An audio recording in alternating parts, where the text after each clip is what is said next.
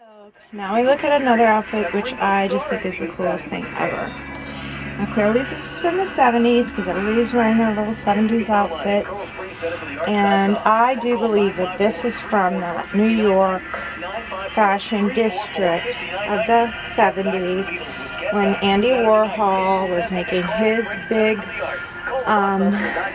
mark on the earth. This is 34, by the way, in length, I want to say. And, you know, it was quite a time in New York City. And all these ladies are just totally doing their little Andy Warhol thing in this dress. Really cool. Colors and cutouts and fabulous fashion, and they're just liberated and going for it. It's just so cute. So this is a fabulous dress for fashionistas to have, no doubt.